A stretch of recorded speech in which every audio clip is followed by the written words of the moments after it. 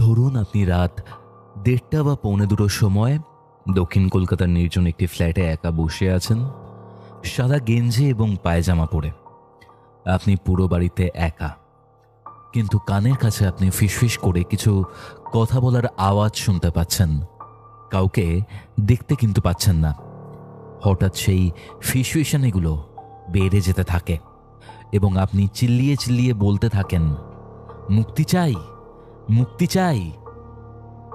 আচ্ছা, যে সকল পরলৌকিক জীব দুই দুনিয়ার মাঝখানে ফেঁসে আছে, যাদের আপাতভাবে মুক্তি ঘটেনি, তারা চেষ্টা করে চলেছে আপনার সাথে যোগাযোগ করার, আপনার অ্যাটেনশন সিক করার। কিন্তু বারে বারে যদি তারা ব্যর্থ হয়, তখন প্রবল জিজ্ঞাসা এবং ক্রোধে যদি তারা কিছু করে বসে, এই সব কিছুরই উত্তর থাকছে আজকের ঘোষলি কল রেকর্ডিংয়ে, শুধুমাত্র কিউরিওফাইডে। আর একটা জিনিস একটু চিন্তা করে দেখুন, আমরা অনেক ক্ষেত্রেই অনেকের সাথে কথা বলে থাকি, আদৌ কি তারা জীবিত? আপনার কি মনে হয়? কমেন্ট করে জানান। কিউরিওফাইটের আজকের এই ঘোষলি কল রেকর্ডিংটা কোথা থেকে শুনছেন সেটাও কমেন্ট করে জানাবেন। আপনিও যদি আপনার সাথে ঘটে যাওয়া এরকম ভৌতিক ঘটনা, এরকম সত্যি ভৌতিক ঘটনা আমার সাথে শেয়ার করতে চান এরকমই একটা ঘোষলি কল রেকর্ডিংয়ের মাধ্যমে, তাহলে আমাকে ইমেল করতে পারেন curiofite@gmail.com এই ইমেল আইডিতে, অথবা আমাকে ইনস্টাগ্রামেও যোগাযোগ করতে পারেন। আমার প্রত্যেকটা সোশ্যাল মিডিয়ার লিঙ্ক আপনারা ডেসক্রিপশন বক্স এবং কমেন্ট সেকশনের পিন কমেন্টে পেয়ে যাচ্ছেন। তাহলে চলুন আর কথা বাড়াচ্ছি না, ডাইরেক্ট চলে যাচ্ছি কিউরিওফাইটের ঘোষলি কল রেকর্ডিং সিরিজের মারাত্মক একটি হরর পডকাস্টে।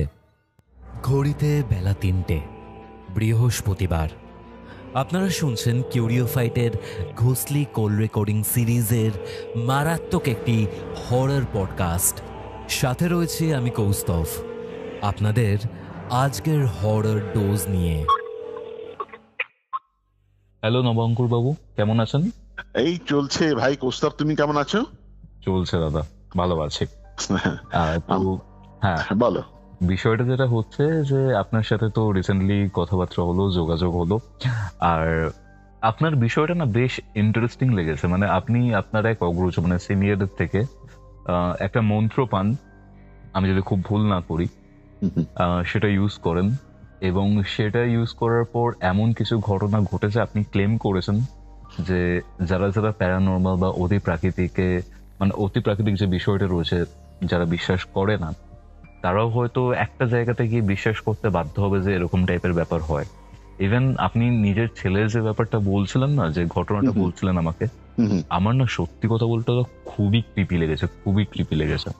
মানে এরকম টাইপের ঘটনা যে আমাদের কলকাতার বুকে ঘটেছে, মানে সেটা জানাটাও এক প্রকারের শিহরণ জাগাচ্ছে। আমি বেশি কিছু বলছি না দাদা, আপনার থেকে ডিটেলসে এখন জানতে চাই যে কি ঘটনা ঘটেছে, কিভাবে এইসবের শুরু হলো। আপনি একটু শুরু থেকে শুরু করুন, কি ঘটেছিল নবাঙ্কুর দা। দেখো কৌস্তভ, একটা সামান্য মন্ত্র একটা মানুষের জীবনে কি বিভীষিকা নিয়ে আসতে পারে, আজকের ঘটনা কিন্তু সেটা নিয়ে। আচ্ছা আচ্ছা, মূল ঘটনা যাবার আগে কিউরিফায়ার সমস্ত শ্রোতাবন্ধুদের শুভেচ্ছা জানাই এবং অবশ্যই ধন্যবাদ জানাই তোমাকে আমাকে অপরচুনিটি দেবার জন্য। ধন্যবাদ। এবার মূল ঘটনায় আসি। আমরা থাকতাম হাজরায়, মানে ছোটবেলা বা বড়বেলার বেশ খানিকটা কেটেছে হাজরায়। আচ্ছা আচ্ছা। তো আমার মা, বাবা, দিদি, আমরা দুই ভাই এবং আমার জ্যাঠামশাই, এই নিয়ে ছিল আমাদের সংসার। ঠিক আছে। আমাদের একজন ফ্যামিলি ফ্রেন্ড ছিলেন, ওনার নাম ছিল রবিবাবু। ওকে। রবিবাবু আসতেন আমার জ্যাঠামশাইয়ের সঙ্গে দেখা করতে, এবং আমার থেকে এই 12 বছরের সিনিয়র ছিলেন। রবিবাবুর অনেক ব্যাপারে অনেক জ্ঞান ছিল, মানে অনেক ব্যাপার, অনেক পাণ্ডিত্য ছিল। ট্যাক্সেশন, ইনভেস্টমেন্ট, লাইসেন্স, লিগ্যাল ব্যাপার, কেরিয়ার কাউন্সিলিং। তো এত গুণী মানুষের সঙ্গে মানে মাঝে মধ্যে আমি ওনার বাড়িতে যেতাম আর কি। হ্যাঁ, আমার নিজের স্বার্থেই যেতাম। এইভাবে করতে করতে রবিবাবুর সঙ্গে আমার হৃদ্যতা হয়ে গেছিল।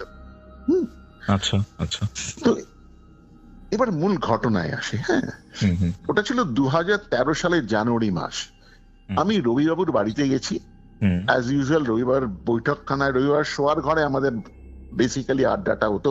উনি খাটের উপর বসে থাকতেন, আমি সামনের চেয়ারে বসে থাকতাম, ঠিক আছে? আমাদের আড্ডা বলা আলোচনা হোক সেরকম ভাবেই করতো। আমি একটা আমাদের কোম্পানির লিগ্যাল ব্যাপার নিয়ে ওনার সঙ্গে ডিসকাশন করতে গেছিলাম। আচ্ছা আচ্ছা। হঠাৎ উনার ঘরে একটা পচা দুর্গন্ধ এসে ঢুকলো। দুর্গন্ধটা কিরকম আমি তোমায় বলবো, একটা মরা কোনো পশু যদি অনেকদিন ধরে রাস্তায় ফেলে দেওয়া হয় না, যেমন পচা একটা গন্ধ বেরোয়, ঠিক সেরকম একটা গন্ধ আমার নাকে এলো। আর গন্ধটা আরেকটা বিশেষত্ব ছিল এই যে গন্ধটা যেন মনে হলো ঘরের মধ্যে ঢুকে এলো, বুঝলে? মানে বাইরে থেকে ঢুকে এলো। কিরকম ব্যাপারটা বলি, ধরো একটা লোক পারফিউম মেখে ঘরের মধ্যে ঢুকলো, তখন যে সেন্সেশনটা হয় ঠিক সেরকম সেন্সেশনটা হলো। আচ্ছা আচ্ছা। আমি এরকম নাক শীত করছি দেখে রবিবাবু একটা স্মিত হাসে চোখটা বন্ধ করলেন, সব বিড়বিড় করলেন, বিড়বিড় করে একটা মন্ত্র আচরণ করলেন, তারপরে হাত দিয়ে কিছু একটা করলেন, বুঝলে? একটা জেস্টারের মতো করলেন, করার সাথে সাথে গন্ধটা চলে গেল। এইখানে বলে রাখা ভালো কৌস্তব, জানলা দরজা খোলা ছিল, ফ্যান চলছিল, ততক্ষণে গন্ধটা যায়নি। এই ক্রিয়াটা করার পর গন্ধটা উধাও হয়ে গেল। আচ্ছা আচ্ছা। আমি একটু অবাকই হলাম, স্বাভাবিক, কারণ যেটা ফ্যানে যাচ্ছে না, খোলা জানলা যাচ্ছে না, ওটা মন্ত্রোচ্চারণে চলে গেল। তা উনি আমার অবাক হওয়া দেখে বললেন, কিরে কি অবাক হয়ে গেছে? আমি বললাম, একদম অবাক হয়ে গেছি। তখন বললো, তুমি কি জানতে চাও ওটা কিভাবে হয়েছে? আমি বললাম, ইয়েস, জানতে চাই। তুমি কি দীক্ষিত? আমি বললাম, হ্যাঁ আমি দীক্ষিত। তুমি কোথায় দীক্ষা নিয়েছি? আমি রামকৃষ্ণ মিশনে আমি দীক্ষা নিয়েছি। বলে, তাহলে ভালোই হলো, তোমাকে আমি ছোট্ট ক্রিয়ার মন্ত্র শিখিয়ে দিচ্ছি, হ্যাঁ, কিন্তু তোমাকে একটা কথা বলে দিই, এই মন্ত্র কিন্তু তুমি কাউকে দিতে পারবে না। এই মন্ত্রটা শুধুমাত্র তোমার, কারণ মন্ত্র দেবার ক্ষমতা তোমার মধ্যে নেই। এটা হচ্ছে এক। দুই, তুমি যখন এই ক্রিয়াটা করবে, মানে এই গন্ধটা তাড়ানোর ক্রিয়াটা করবে, তখন যেন তোমার সামনে কেউ না থাকে। আচ্ছা।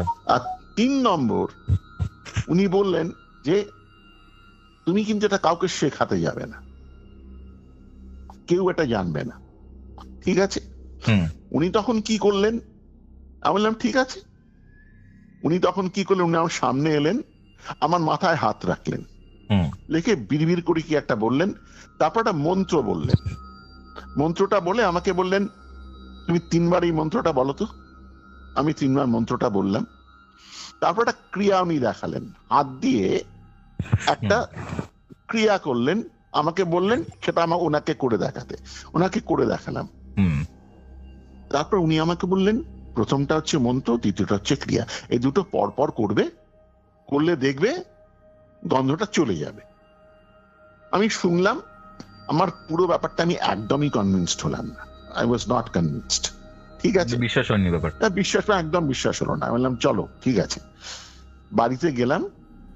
বাড়িতে যাবার পর নেক্সট 2-3 মাস আমি আমার বাড়িতে যখন গন্ধ হলো, এরকম ধরনের কোনো ইনস্ট্যান্স হলো যে খুব গন্ধ হচ্ছে, আমি এই মন্ত্রোচ্চারণ করে ক্রিয়া করে দেখলাম গন্ধ যাচ্ছে না, ঠিক আছে? আমার একটা আত্মীয়ের বাড়িতেও করে দেখলাম, গন্ধ যাচ্ছে না। আমার তখন মনে হলো এই পুরো ব্যাপারটাই বোধহয় হাস্যকর একটা ব্যাপার, মানে যেটা ঘটছে এটার মধ্যে মানে আমার মনে হলো না কিছু আছে বলে। একবার কি হলো, একটা ঘটনা ঘটলো যেটা আমাকে একদম পুরো নাড়িয়ে দিল। সেটা হলো, যেটা ঘটলো কয়েকদিন পর, এই যে অবিশ্বাসের মধ্যে এই ঘটনাটা ঘটলো, সেটা হচ্ছে 1st মে 2013।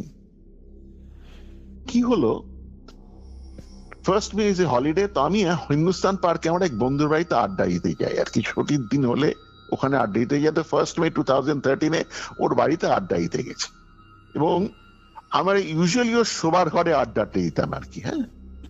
তো 1st মে তে ওনার বাড়িতে গেছি। বাড়িতে ওর ফ্ল্যাটটা একটু বলে দিও, ফ্ল্যাটটা কিরকম, লিফটটা খুললেই ওর ফ্ল্যাটের দরজা। আচ্ছা। ফ্ল্যাটের দরজা খুলে তুমি যেই ঢুকবে একটা ড্রয়িং কাম ডাইনিং রুম, তারপরেই হাতের ডান দিকে ওর শোবার ঘর, ঠিক আছে? এবার শোবার ঘরে একটা দরজা, মাঝখানে একটা তক্তপোষ, হ্যাঁ, ওটার সঙ্গে একটা সাইড টেবিল আর একটা জানলা, ঠিক আছে। আমি ওর ঘরে যেই ঢুকলাম দেখলাম একটা প্রচন্ড বিচ্ছিরি গন্ধ আসছে, একদম পুঁতি গন্ধের মতো, যেটা রবিবাবুর ঘরে আসছিল, ওই মাংস পচা গন্ধটা, ওই মাংস পচা গন্ধ। আচ্ছা আচ্ছা। তো বললাম আমি ছিটকে বেরিয়ে এলাম। ও তখন বাথরুমে ছিল আমি যখন এসেছিলাম ওর ঘরে। হ্যাঁ, আমি যেই বেরিয়ে এলাম ও তখন বাথরুম থেকে বেরিয়ে এলো। আমি কিরে কি ব্যাপার, আমি তোর ঘরের মধ্যে প্রচন্ড বিচ্ছিরি গন্ধ করছে, কি ব্যাপার? ও বললো আরে এই গন্ধটা কিছুক্ষণ আগে এসে গন্ধটা ছিল না। ও যেই আমাকে কিছুক্ষণ আগে কথাটা বললো না, তখনই আমার মনে হলো চলো ওই যে মন্ত্রোচ্চারণ, যে ক্রিয়াটা আমি শিখেছিলাম সেটা আবার করে দেখি। আচ্ছা আচ্ছা। আমি তারপর ওকে বললাম তুই আমায় 5 সেকেন্ড দে তো, আমি দেখি একটা জিনিস করবো, বন্ধুটাকে তাড়িয়ে দেবো। বললো আরে জানলাটা খুলে দে না, চলে যাবো। তুই আমায় 5 সেকেন্ড দে না। ওকে ঘর থেকে বার করলাম, ঘরটা বন্ধ করলাম। এসি ছিল, এতে গরমকাল এসি চলছিল, এসিটা বন্ধ করলাম। বন্ধ করে আমি এই ছোট্ট ক্রিয়াটা করলাম, নিমিষে গন্ধটা চলে গেল। এবার তোমাকে বলি কৌস্তব, গন্ধটা আমি অবাক হয়ে গেছি তখন। আমি মানে এরকম একটা গন্ধ চট করে চলে গেল, আমি বললাম কি করে সম্ভব? সমস্ত বন্ধ, জানলা বন্ধ, তারপরে দরজা বন্ধ, গন্ধটা গেল কোথায়, কিভাবে গেল? আর এটা যখন ভাবছি আমি দেখছি আমার চারিদিকে, আমার মাথার চারিদিকে একটা কিছু বনবন করে ঘুরছে। একটা বাদুড় যদি ঘরের মধ্যে আটকে পড়লে যেরকম ঘোরে না, ঠিক সেরকম ভাবে something is rotating around me. আমার চারিদিকে কিছু একটা ঘুরে বেড়াচ্ছে। সেটা ঘুরতে ঘুরতে আমি চোখে দেখতে পাচ্ছি না, সেটা চোখে দেখতে পাচ্ছি না। সেটা কিছুক্ষণ ঘোরার পর দুম করে ওই, এটা বেসিক্যালি অ্যালুমিনিয়ামের যে এগুলো থাকে না, ওই যে স্লাইডিং যে উইন্ডোজ গুলো থাকে, ওর ঘরে এরকম একটা উইন্ডো ছিল আর কি। ওই অ্যালুমিনিয়াম স্লাইডিং উইন্ডোটা চট করে ঠেলে দিয়ে বাইরে বেরিয়ে গেল হুট করে। মানে আমি একটু অবাকই হয়ে গেলাম, চোখের সামনে ঘটনাটা ঘটলো। I was absolutely stand. ওরকম জানলাগুলো তো মানে হাওয়া দিলেও খোলাটা সম্ভব নয়। ওরকম একটা জানলা যেটা হাওয়া দিয়েও খোলা সম্ভব না, সেটা এই ঘটনা আমার চোখের সামনে, ভেতর থেকে কি একটা জিনিস ঘুরতে ঘুরতে খুলে দিয়ে বেরিয়ে চলে গেল। আমি একটু অবাকই হয়ে গেলাম। I was absolutely stand. ঠিক আছে, আমি তারপরে আর বন্ধু ঘরে ঢুকে বললে আরে জানলাটা তো খোলা, তুই জানলা খুলে এই গন্ধটা কি বার করে দিয়েছিস? আমি বললাম হ্যাঁ সেটাই করেছি। আমি ওকে পুরো ব্যাপারটা জানালাম না। আচ্ছা আচ্ছা। কিন্তু এই পুরো ঘটনাটা আমি বেশ অবাকই হলাম। তো আমি ভাবলাম একবার রবিবাবুর কাছে যাওয়া যাক। রবিবাবুর কাছে গিয়ে পুরো ঘটনাটা বললাম। তা রবিবাবু হেসে বললেন তোকে একটা ঘটনা বলছি শোন। উনি বললেন যে 19 শতাব্দীর প্রায় শেষের দিকে রামকৃষ্ণদেব একবার ওনার নিজের ঘরে বসে আছেন, ভক্তদের নিয়ে হঠাৎ একটা পুঁতি গন্ধ বেরোল, একটা লাশ পড়া পচা লাশের যে গন্ধগুলো হয় না, সেরকম একটা গন্ধ হঠাৎ করে ঘরের মধ্যে ঢুকলো। তো একজন ভক্ত উনাকে জিজ্ঞেস করলেন যে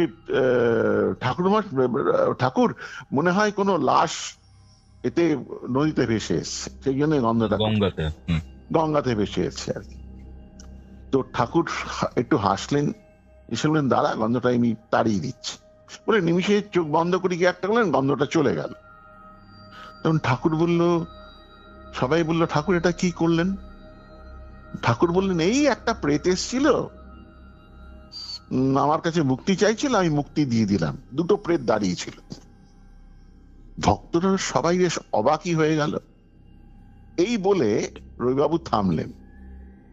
আমি রবিবাবুকে বললাম রবিবাবু তাহলে কি আপনি বলতে চাইছেন আমি কোনো প্রেতকে মুক্তি দিয়েছি? বলে হ্যাঁ, আমার কাছে প্রেত, এরকম ধরনের প্রেত মাঝে মধ্যেই আসে, আমি ওদের মুক্তি দিয়ে দিই, আমি ওদের গতি করে দিই। আচ্ছা, আমি পুরো ব্যাপারটা আমার কাছে একটা হোক্সের মতো মনে হলো।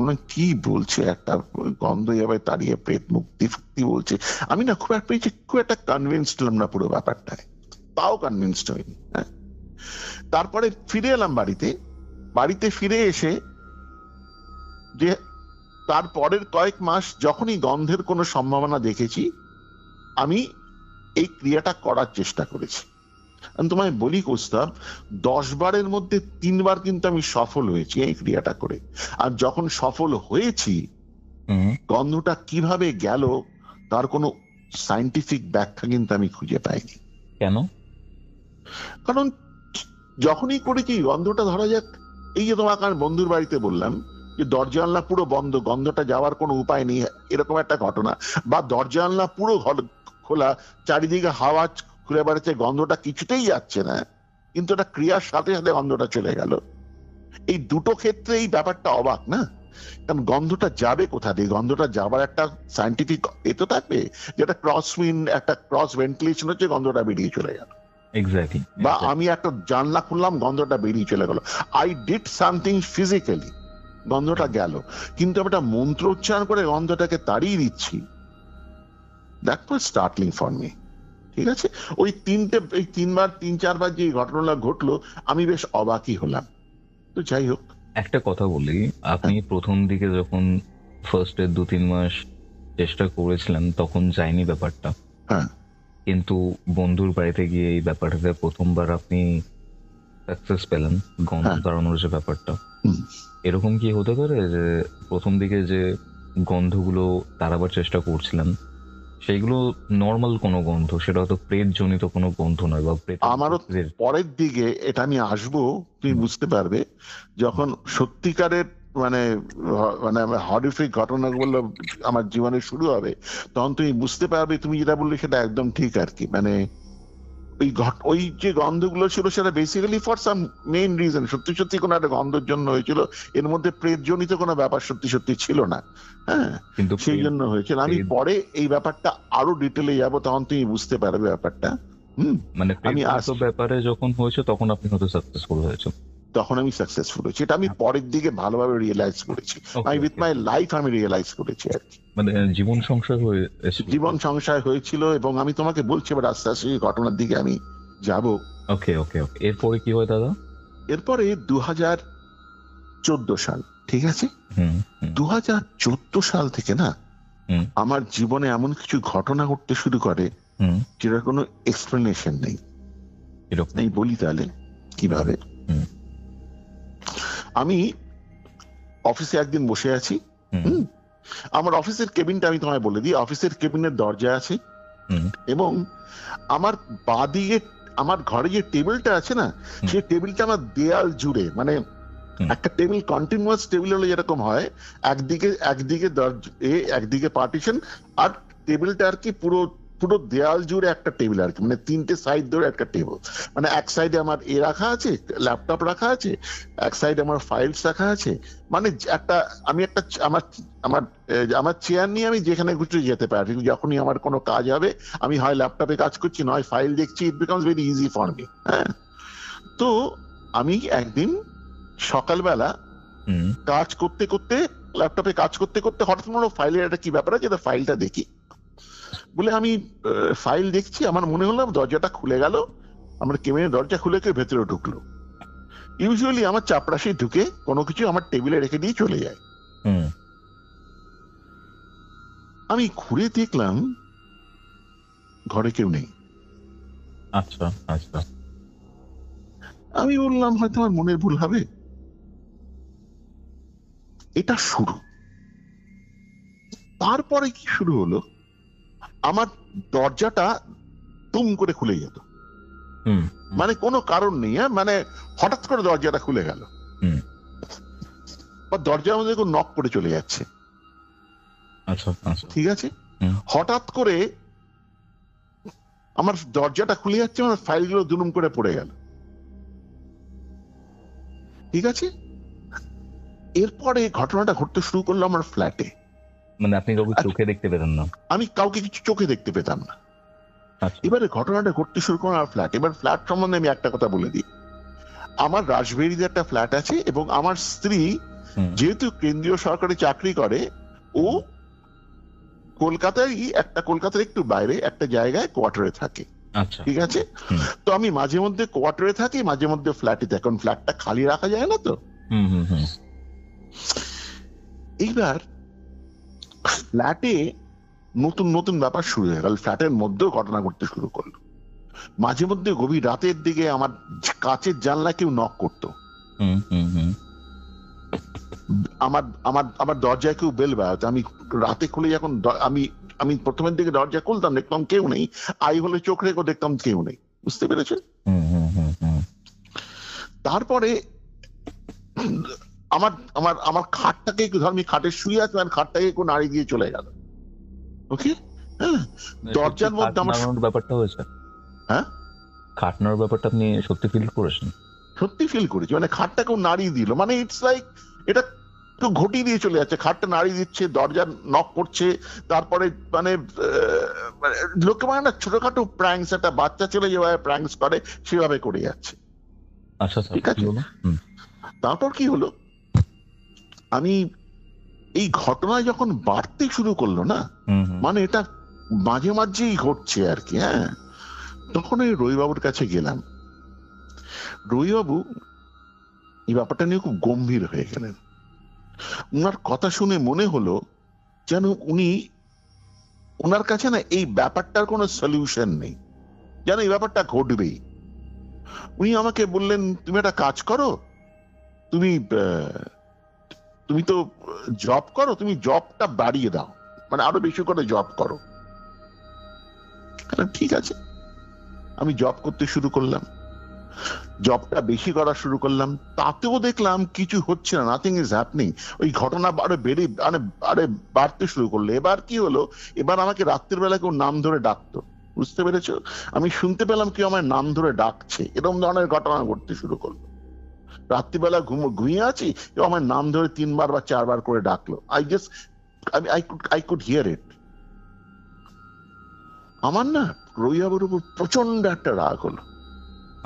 এই ভদ্রের কাছে মন্ত্র নেবার পর থেকে আমার এই একটার পর একটা ঘটনা ঘটছে। মানে ডাকটা কি শুধু আপনি শুনতে পেতেন না আপনার আশেপাশে যারা ছিল তারাও শুনতে পেতেন? সেটা আমি সেটা কখনো করতে যাইনি, মানে ওরাও শুনেছে কিনা সেটা করতে যাইনি। তবে হ্যাঁ, ওরা বেল বাজানোর রাত্রিবেলা আমরা যে বেলটা বাজতো এটা ওরা শুনতে পেয়েছে। ওরা পাশের বাড়ির দিদি আমাকে বলতো, এত রাত্রি বেল বাজিয়ে কে এসেছিল? আমি বললাম, হ্যাঁ জানো তো, কোনো একটা বোধহয় কেউ একটা বাচ্চা হবে, রাত্রিবেলা বেল বাজিয়ে চলে গেছে। আমি ব্যাপারটাকে এড়িয়ে যেতাম, আমি কখনোই ব্যাপারটাকে মানে খুব বেশি এসকেলেট করতে যাইনি, কনফ্রন্ট করতে যাইনি। আচ্ছা, রবিবাবুর উপর রাগটা কেন হলো? রবিবাবুর রাগটা এই জন্য হলো, আমি দেখলাম এই মন্ত্রর ব্যাপারটা ঘটার পর থেকেই এই ঘটনাগুলো ঘটছে, এবং রবিবাবুর কাছে এখন গিয়ে আমি একটা সলিউশন চাইলাম, দেখলাম উনি একদম কোনো কিছু বলতে পারলেন না, খালি বললেন জবটা বাড়িয়ে দাও তাতেই কাজ হবে। তখন আমার মনে হলো উনি আমার এমন একটা জিনিস শিখিয়েছেন যাতে এই ঝামেলাটা হয়েছে সেখান থেকে বেরোনোর কোনো উপায় ওনার কাছে নেই। আমার ডিস্টিংক্টলি মনে হলো উনি ব্যাপারটাকে পুরো এড়িয়ে গেলেন। আমি খুব দুঃখ পেলাম, কারণ তখন আমার জীবনে প্রায় প্রত্যেক দিনই কোনো না কোনো ঘটনা ঘটছে, যদিও আমি খুব সিভিয়ারলি এফেক্টেড হচ্ছে না, কিন্তু বিরক্তিকর ভাবে এই ঘটনাটা ঘটছে। ডিস্টার্ব করছে কেউ? ভীষণ ডিস্টার্বিং, মানে বেশ ডিস্টার্বিং। রাত্রিবেলা জানলায় কেউ খটখট করা, দরজায় খটখট করা, মানে হঠাৎ করে বেল মারা, মানে এটা অদ্ভুত ব্যাপার। অফিসের ফাইলগুলো পড়ে যাওয়া, আর হঠাৎ করে যেটা বললাম কেবিনের দরজাটা দুম করে খুলে যাচ্ছে। আমার মনে হলো উনার কোনো সলিউশন দেওয়া উচিত। রাগই উনার কাছে। রাগ হওয়ার পর থেকে না আমি দেখলাম রবিবাবু আমাকে এড়িয়েই যাচ্ছে। এই টপিকটা আমি যখন ওনার সঙ্গে এই ব্যাপারটা নিয়ে কথা বলতে চাইতাম, উনি এড়িয়ে যেতেন।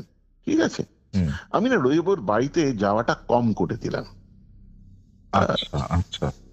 কম করতে করতেই বিজয়ার সামনে যেতাম,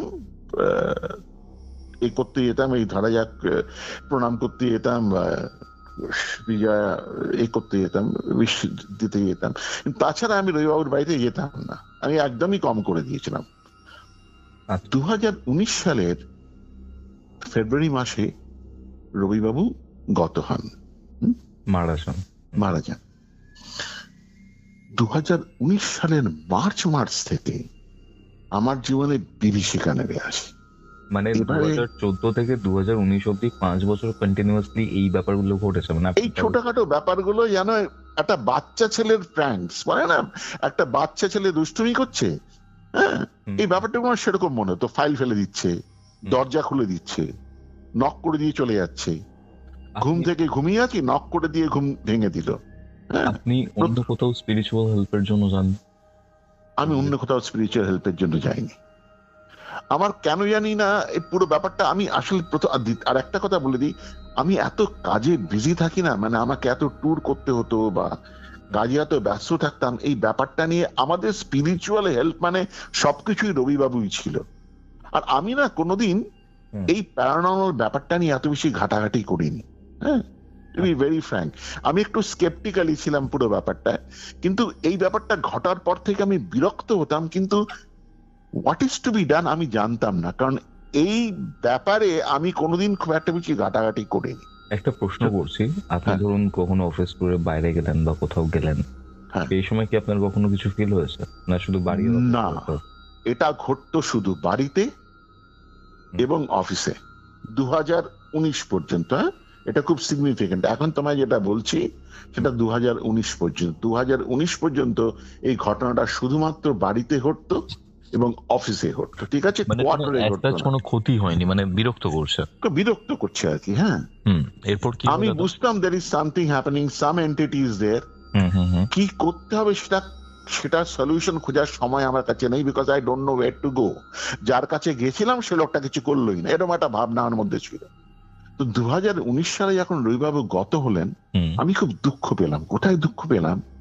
দেখো, একটা পর্যন্ত তো আমাদের খুব হেল্প করেছেন, যে কোনো জায়গায় সাজেশন দিয়েছেন, আমার উচিত ছিল ওনার সাথে সম্পর্কটা মেনটেন করা। একটা গ্লানি বোধ আমার মধ্যে কাজ করতো, খুব দুঃখ একটা কাজ করতো, ঠিক আছে? 2019 সালের ফেব্রুয়ারি মাসে গত হলেন রবিবাবু। মার্চ মাস থেকে আমি একটা অদ্ভুত স্বপ্ন দেখা শুরু করি। স্বপ্নটা কেরম তোমায় বলছি। আমি একটা অন্ধকার ঘরে, আমি রবিবাবুর ঘরে বসে আছি, ঘরটা পুরো অন্ধকার, কোনো সারা শব্দ নিয়ে, অ্যাবসলিউটলি পিন ড্রপ সাইলেন্স। আমি ঠিক যেভাবে রবিবাবু বসে থাকতো সেভাবে বসে আছি। সাদা একটা গেঞ্জি পরেছি, সাদা একটা পায়জামা পরেছি, আর বলছি, কেউ কি মুক্তি চায়? কাউকে কি মুক্তি দেব? এসে মুক্তি পেয়ে যাও, নিয়ে যাও, মুক্তি পেয়ে আমি মুক্তি দেবার জন্য বসে আছি, এই কথা বলে যাচ্ছি বারবার। আপনি বলছেন রবিবাবুর জায়গায়? আমি বলছি। এবং আমি শুনতে পাচ্ছি আস্তে আস্তে একটা ফিস ফিস শব্দ আমার চারিদিকে। এটা স্বপ্নের মধ্যে আমি শুনছি ফিস ফিস শব্দ। এই ফুসফিস শব্দটা আস্তে আস্তে আস্তে আস্তে বাড়ছে। প্রথমে একজনের ফিসফিস শব্দ, ওরা যে কি বলতে চাইছে আমি বুঝতে পারছি না, কিন্তু ফিসফিস শব্দটা বাড়ছে ক্রমে। বাড়তে বাড়তে এমন একটা জায়গায় চলে এলো যেন অসংখ্য লোক আমার সামনে ফিসফিস করছে, আর এই শব্দটা আস্তে আস্তে আমার কাছে এসে যেন আমায় গিলতে চাইছে, এরকম একটা অবস্থা। বুঝতে পেরেছ? আমার সে সময় কি হতো, আমার ঘাম দিয়ে আমার ঘুমটা ভেঙে যেত। মারাত্মক ব্যাপার এটা। তারপর কি হলো, এটা তো হলো স্বপ্নের ব্যাপার। তারপর আমি জেগে থেকে কান্নার শব্দ শুনতে পেলাম। জেগে মানে স্বপ্ন নয়? স্বপ্ন নয়, কেউ ফুপিয়ে কাঁদছে। এটা গভীর রাতে হতো, এগুলো আমি যখন শুতে যেতাম তখন হতো। স্পেসিফিক কোনো টাইম ছিল? স্পেসিফিকলি ওই ধরা যাক 1:30-2 নাগাদ। আচ্ছা, হয়তো ঘুমিয়ে গেছি, ঘুমটা ভেঙে গেছে, আমি শুনতে পাচ্ছি কেউ ফুপিয়ে ফুপিয়ে কাঁদছে, বা আমার কানের কাছে এসে ফিসফিস করছে। আচ্ছা আচ্ছা, 2-3 মাস শুনতে পাতো, প্লিজ হেল্প, আমাকে বাঁচান, প্লিজ হেল্প আস। আমাকে হিন্দিতে, ইংরেজিতে, বাংলাতে আমার কানের কাছে এসে ফিসফিস করছে। বুঝতে পেরেছ? আমি না, তারপর অফিসে কি শুরু হলো, অফিসে আমি দেখলাম আমার পেছনে কি একটা বসে আছে, আমার পেছনে নিঃশ্বাস ফেলছে। অফিসের কেবিনে বসে আছি, পেছনে কেউ নিঃশ্বাস ফেলছে। কেবিনে আপনি একাই থাকতেন? একাই আমি আছি কেবিনে, একাই থাকতাম, এটা আমার কেবিন। তো পেছনে কেউ নিঃশ্বাস ফেলছে, বা পেছনে কেউ বসে আছে, বা আমায় কেউ কিছু বলার চেষ্টা করছে। বুঝতে পেরেছ? আচ্ছা আচ্ছা আচ্ছা। আর এই যে স্বপ্নের, এই যে দুঃস্বপ্নের ব্যাপারটা, এটা প্রতিদিন প্রত্যেক রাতে অলমোস্ট দেখা শুরু করলাম। তারপর আমি ভয়ে আমার ঘুমটা বন্ধ হয়ে গেল। I just completely stop sleeping. আমি প্রায় বলতে পারো একদম ভোরের দিকে ঘুমোতাম, কিন্তু ভোরের দিকে শোবার সময় আমার মুক্তি ছিল না। আমি যখন ঘুমোতে যেতাম তখন আর মনে হতো আমার খাটের মধ্যে 10-15 জন লোক এসে বসে আছে, আমার চারিদিকে বসে আছে। আমার এরকম একটা ফিলিংস হতো যে আমি যেন শুয়ে আছি, আমি হয়তো শুয়ে আছি মনে করছি একা, কিন্তু আমার খাটের চারিদিকে অনেক লোক বসে আছে এবং তারা যেন কোনো কিছুর জন্য আমার কাছে এসছে, কিছু আমার কাছে চায়। বুঝতে পেরেছ? তারপর আমি কি করলাম, মানে ব্যাপারটা এমন একটা জায়গায় চলে গেল যে আমার স্বাস্থ্য ভাঙতে শুরু করলো আস্তে আস্তে। আচ্ছা, আমি কি করলাম, then I went to a psychiatrist. আমি ভাবলাম সাইকিয়াট্রিস্ট কি জিজ্ঞেস করতে আমার কোনো মেন্টাল কোনো মানে কোনো মেন্টাল আমার কোনো সমস্যা কিনা। সাইকিয়াট্রিস্ট কিন্তু তাই বললো, বলে আপনি খুব স্ট্রেসড আছেন, হয়তো রবিবাবুর মৃত্যু আপনাকে খুব বেশি দুঃখ দিয়েছে, সেই জন্য হয়তো ফ্রম দ্য স্ট্রেস আপনি এই জিনিসগুলো শুনছেন।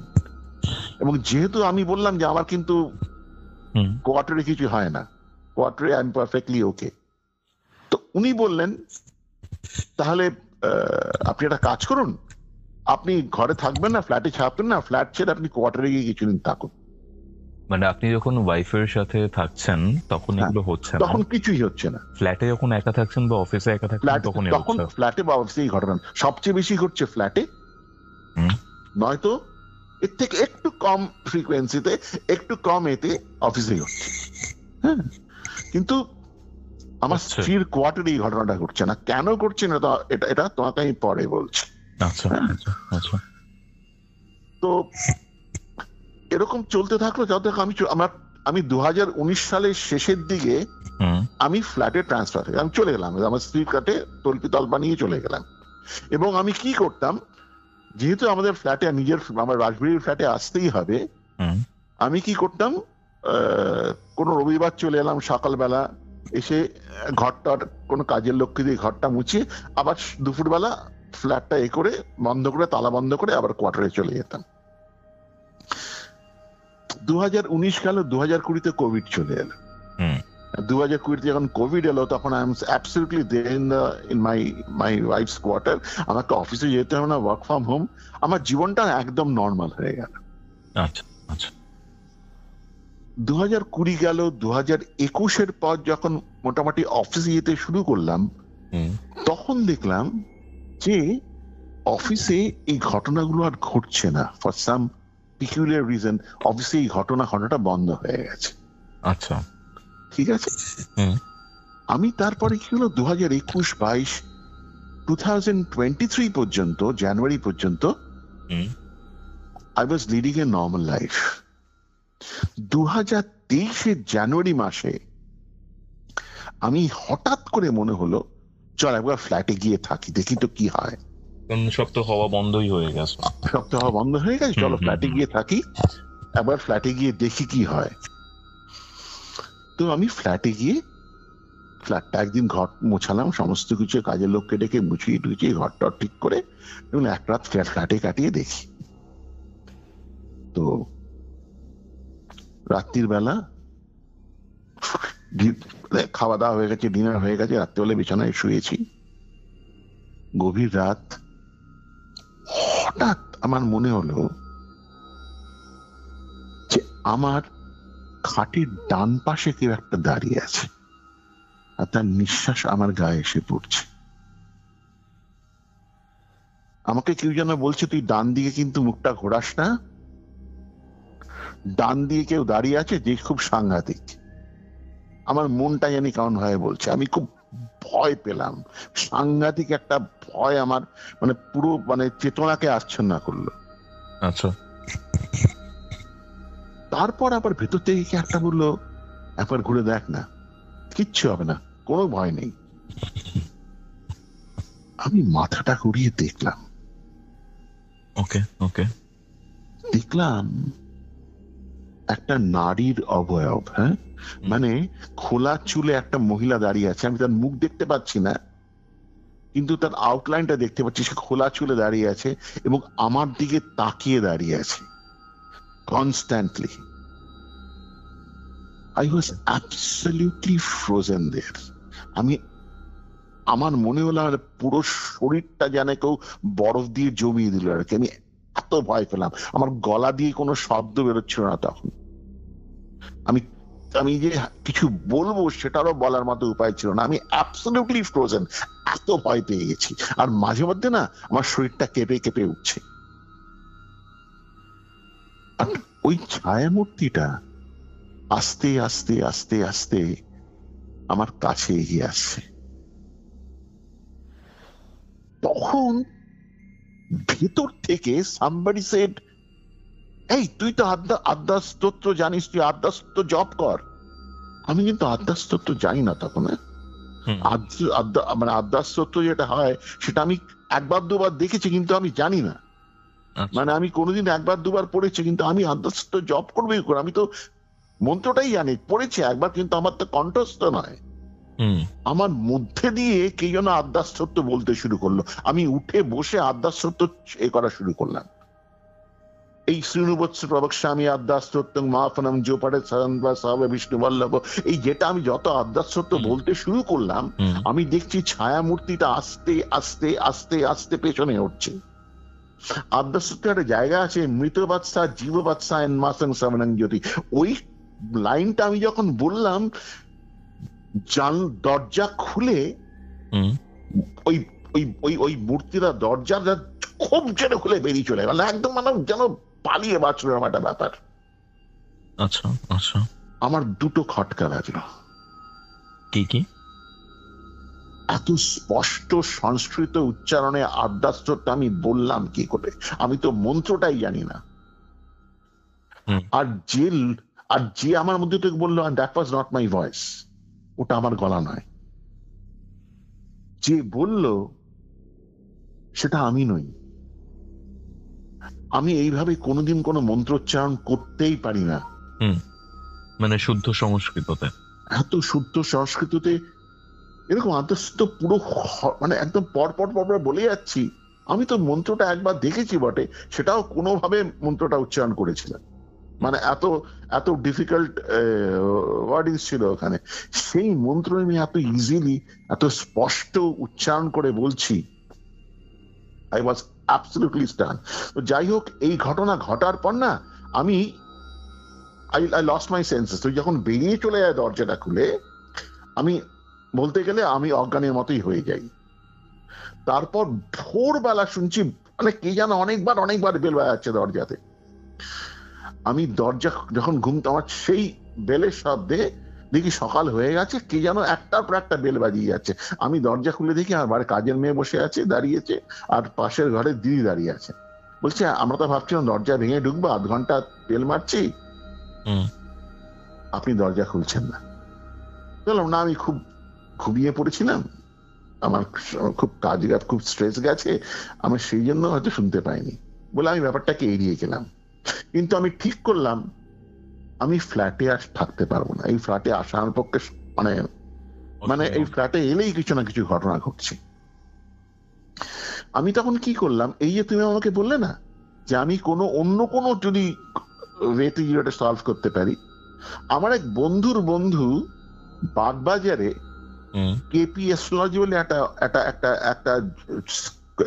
আছে, মানে একটা ইনস্টিটিউট আছে যারা অ্যাস্ট্রোলজি শেখায়। হ্যাঁ, আমার এক বন্ধুর বন্ধু ওখানে অ্যাস্ট্রোলজি শিখতো। সে একজন সাধকের সঙ্গে তার খুব পরিচিত, মানে সে পরিচয় ছিল ব্যারাকপুরে। তো আমাকে আমার বন্ধু বললো, তোকে একজন ওই ভদ্রলোকের কাছে নিয়ে যাবো, তুই পুরো ব্যাপারটা ওনাকে বলিস, হ্যাঁ দেখা যাক কি হয়। আমি তখন বললাম ঠিক আছে যাবো, একবার সময় করে যাব। তখন আমার অফিসের খুব চাপ, আমি ঠিক করলাম ঠিক আছে এটা সলভ করে তবেই বাড়িতে আমি ঢুকবো। এইভাবে বেশ কয়েক মাস কেটে গেছে। ওটা ছিল জানুয়ারি, এবার 2023 ডিসেম্বর বলছি না, নভেম্বর মাসে আমাদের কখনো কখনো কলকাতার বাইরে যেতে হয় কাজের জন্য। তো আমি বোকারোতে গেছিলাম কাজের জন্য, Bokaro for office work, I went two Bokaro. তো বোকারোতে গেছি, বোকারোতে গিয়ে আমি একটা হোটেলে ভালো একটা হোটেল খুঁজে ভাবলাম এখানেই আমি আজকে একটা রাত্রি থাকতে হবে, এখানেই থাকবো বলে আমি হোটেলটায় উঠেছি আর কি।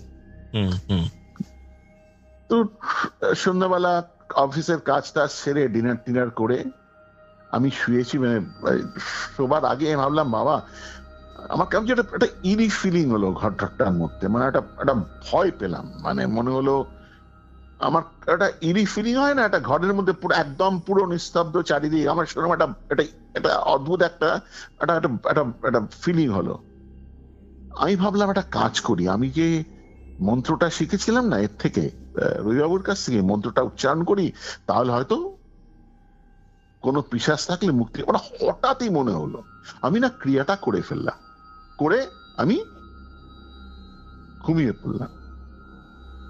হঠাৎ তখন কটা বাজে আমি জানি না, আমার মনে হলো আমার গলার মধ্যে অসহ্য কে যেন হাত ধরে আমার গলাটা চেপে ধরে আছে, আর পায়ে মানে কে যেন একটা পায়ের মধ্যে কিছু একটা ফুটিয়ে দিয়েছে।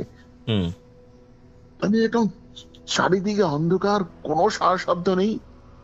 হঠাৎ দেখলাম আমার মুখের উপর একটা বিরাট বড় মুখ, মুখটার সেই মুখটা মানে একজন মহিলার মুখ, তার চোখ দুটো ঠিকরে বেরিয়ে আসছে, চামড়াগুলো কুচকোনো, আর সে আমার গলাটা টিপে ধরেছে, তার এক হাত দিয়ে আমার গলা টিপে ধরেছে, তার গলা হাতের লম্বা লম্বা নখগুলো আমার গলার মধ্যে এসে ঢুকছে, মানে আমি খুব কষ্ট মানে পাচ্ছি, নোকটা ঢুকছে যে কষ্ট পাচ্ছে, আর একটা হাত দিয়ে আমার পাটা টিপে ধরেছে, এবং পাটা ধরেছে এবং পায়ের হাতের নখগুলো আমার পায়ের মধ্যে গিয়েও ঢুকছে আর কি, মানে আমার মনে হচ্ছে মাই ফিট ইজ ব্লিডিং, এরকম মনে হচ্ছে, মানে অসহ্য যন্ত্রণা হচ্ছিল।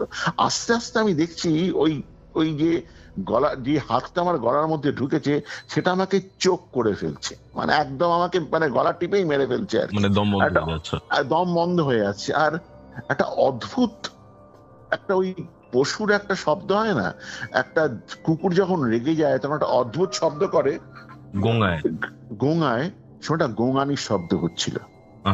বুঝতে পেরেছো? সেই শব্দটা ওর সাথে আছে। আমি তখন আস্তে আস্তে আমি দেখতে পাচ্ছি আমার মুখের যে সেন্সেস গুলো আছে, আমার মুখে যে সেন্স আছে সেগুলো আস্তে আস্তে চলে যাচ্ছে আর কি, মানে যে মুখটা প্যারালাইজ হয়ে যাচ্ছে, এরকম একটা অবস্থা, ঝিমিয়ে পড়ছি আর কি। আমার মনে হচ্ছে নাও আইল বি ডেড, আমার মনে হচ্ছে এবার আমি চললাম। আচ্ছা, তখন হঠাৎ করে যেন কোনো ভেতর থেকে কি একটা বললো, তুই জপ কর, তুই গুরু মন্ত্র জপ কর, তুই জপ কর, গুরু মন্ত্র শুরু কর, জপ করা, তোকে জপ করতেই হবে বলে আমি গুরুমন্ত্র জপ করা শুরু করলাম। আমি বুঝতে পারছি না, এই গুরুমন্ত্র জপ করতেই করা শুরু করলাম, দেখলাম আমার গলার উপরে যে হাতের বাঁধনটা ছিল সেটা আস্তে আস্তে আলগা হচ্ছে। আলগা যত হওয়া শুরু করলো, কে যেন আমাকে গুরুমন্ত্র জপটা আরো বেশি করে করছে, কে যেন আমাকে বসিয়ে দিল, খাটের উপরে বসিয়ে দিল। তো আমি একদম সোজা হয়ে খাটের উপরে বসলাম, তারপরে হাতটা বাড়িয়ে ওই যে এন্টিটিটা ছিল চুলটা ধরলাম, চুলটা ধরে আছাড় মারলাম দরজার উপরে। এই পুরো শক্তি দিয়ে, কোথা থেকে যে আমার এই শক্তিটা এলো আমি জানি না, বাট অদ্ভুত ভাবে আমি আছাড় মারলাম, আর ওটা মারাত্মক একটা চিৎকার করে দরজাটা ভেঙে গেল, মারাত্মক একটা চিৎকার করে বাইরে বেরিয়ে গেল। আচ্ছা আচ্ছা, ওকে, আমি স্তব্ধ হয়ে গেলাম, আই ওয়াজ স্টান্ড, আমি একদম চুপ করে বসে গেলাম। আমি তখন শুনতে পাচ্ছি যে নিচের অন্যান্য ফ্লোর থেকে লোকেরা উপরে উঠে আসছে, তারপর আমার কিছু মনে নেই, আই লস্ট মাই সেন্সেস। আমি যখন ঘুম ভাঙলো, আমার যখন সেন্স এলো, আমি দেখলাম আমি হাসপাতালের বেডে শুয়ে আছি, আমার গলায় ব্যান্ডেজ করা, আমার পায়ে ব্যান্ডেজ করা।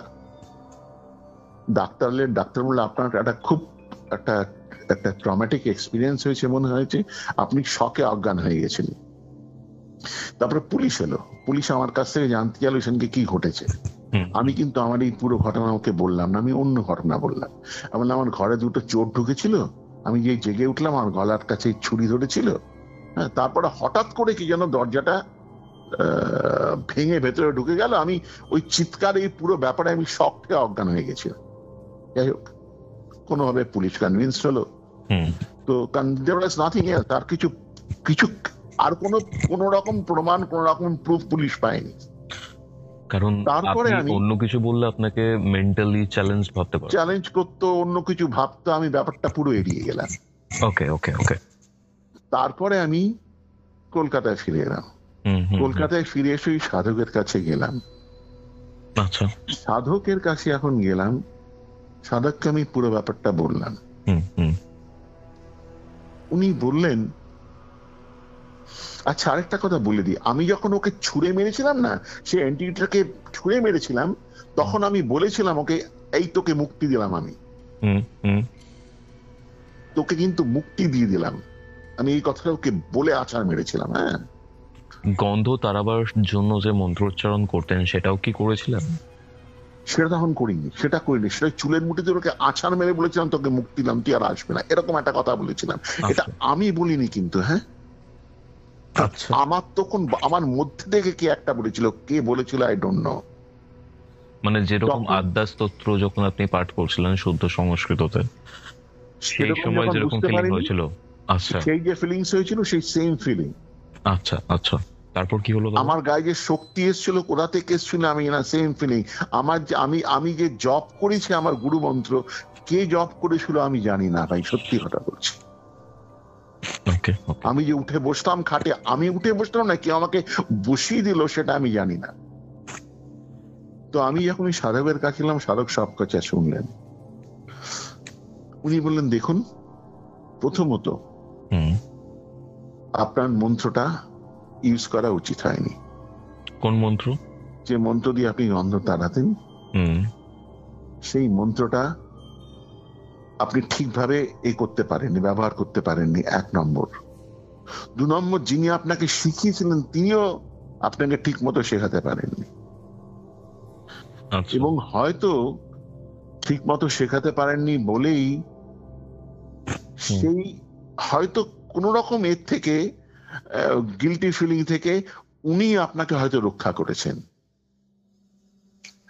আর দ্বিতীয়ত একটা কথা বললেন যে এই যে এন্টিটিস গুলো আসতো, এরা কিন্তু আপনাকে ভয় পাওয়ার জন্য আসতো না, এরা আপনার কাছে মুক্তি পাওয়ার জন্য আসতো। আচ্ছা আচ্ছা। এরা চাইতো মুক্তি পেতে। ওরা ভাবতো আপনি মুক্তি দিতে পারেন, ওদের গতি করে দিতে পারেন, সেই জন্য ওরা আসতো। হয়তো এই যে পিশাচি নিয়ে এসেছিল, সেও হয়তো মুক্তি পেতে চেয়েছিল, বা কিন্তু ওর অ্যাপ্রোচটা হয়তো ভুল ছিল, কিন্তু ও হয়তো চেয়েছিল মুক্তি পেতে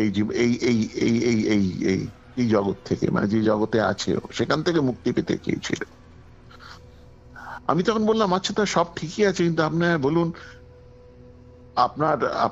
আমার স্ত্রীর বাড়িতে আমি যখন কোয়ার্টারে থাকতাম তখন তো কোনো কিছু ঘটতো না, সেটা কারণটা কি? তখন আমাকে বললো, আপনার স্ত্রীর বাড়িতে কোনো যজ্ঞ হতো? হ্যাঁ, আমার স্ত্রী ভারত সেবাশ্রমের সঙ্গে দীক্ষিত, ওনারা ওই সাধুরা এসে কখনো কখনো যজ্ঞ করতেন, সেই জন্য ওই কোয়ার্টারে কোনোদিন কিছু ঘটেনি।